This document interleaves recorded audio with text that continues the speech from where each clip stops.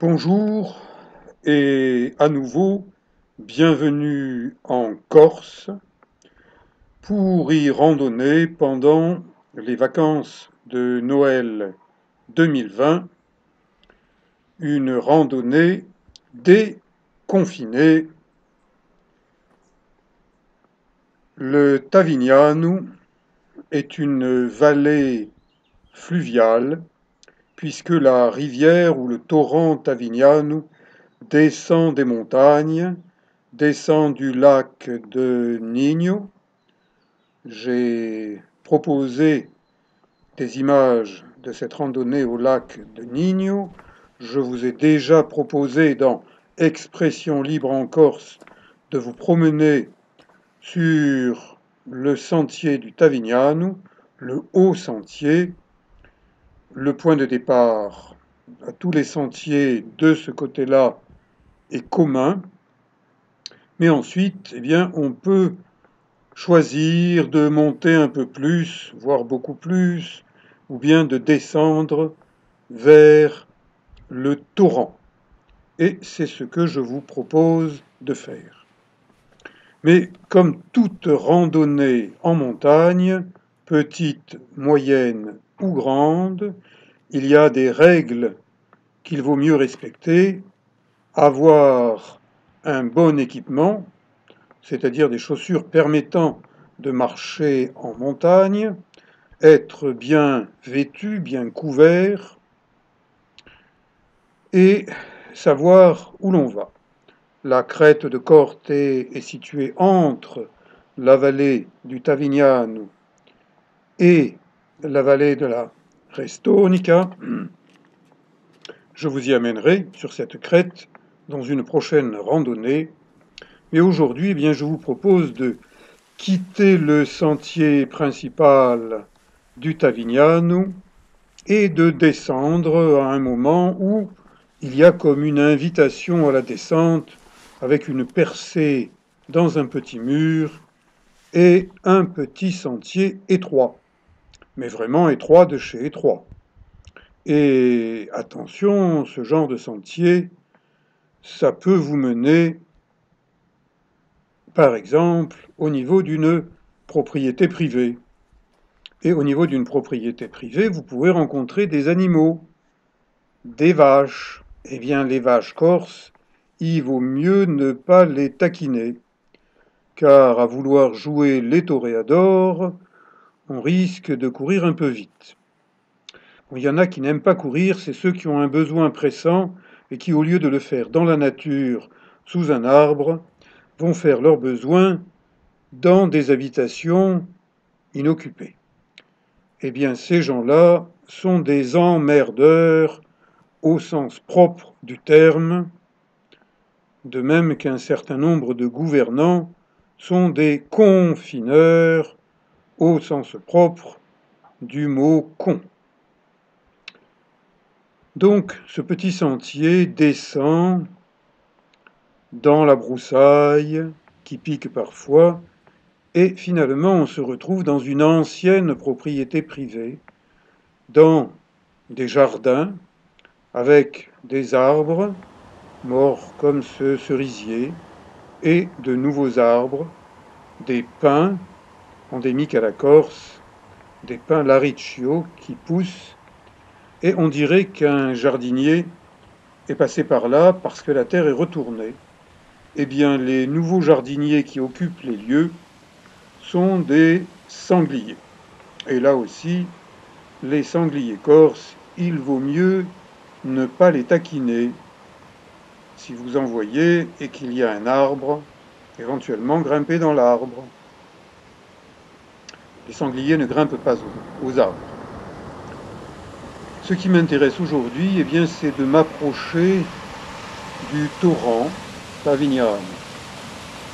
Il est en basses eaux d'hiver, parce que ces jours-ci, il ne pleut pas. Mais comme tout torrent, il a vécu de nombreuses crues qui ont bougé les rochers, les ont polis, les ont rendus glissants. Et en hiver, quand il fait froid, quand les rochers sont couverts de givre, attention, ça peut glisser beaucoup, même si vous avez de bonnes chaussures. Et en montagne, eh bien, mieux vaut être accompagné. Dans plusieurs vidéos, je vous parle des accompagnateurs en montagne, en moyenne montagne, qui sont des professionnels de la montagne et qui vous permettent de découvrir leur région, la Corse, avec plus de sécurité que si vous le faites tout seul. Par exemple, cette zone de rivière, eh bien, je me rends compte que la crue est montée d'environ 2 mètres de haut sur 10 mètres de large dans une rivière encaissée.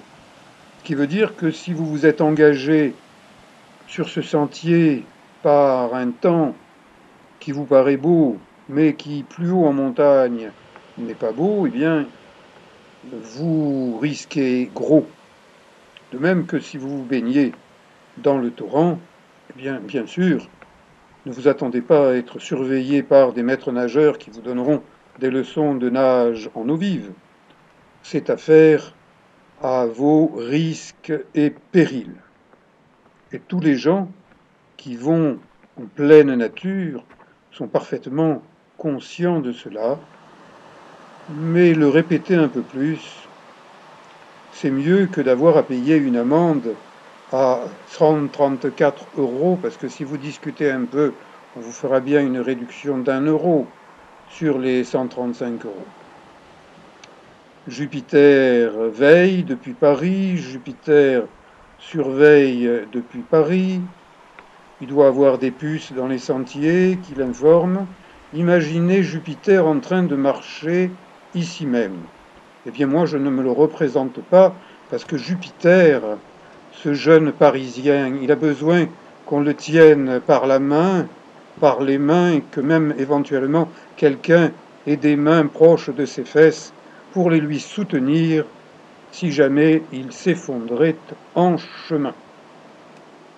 Jupiter, il est dans le ciel, il est à Paris, étoilé, il n'est pas dans la nature, il ne comprend rien à la nature, c'est vraiment un anti-nature. C'est pour ça qu'en Corse, il y vient pas trop, et que quand il y vient pour faire le beau, il reste en bord de mer, il ne s'engage pas dans la nature, il y serait un peu ce qu'il est, c'est-à-dire pas grand-chose, puisqu'il n'a pas envie d'apprendre.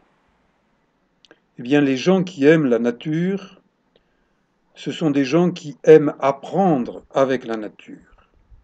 Donc, randonner aux 4 saisons dans une même région permet de mieux comprendre la région en s'imprégnant du temps qu'il y fait, en surveillant le ciel, l'arrivée d'orages, en surveillant l'évolution de la nature.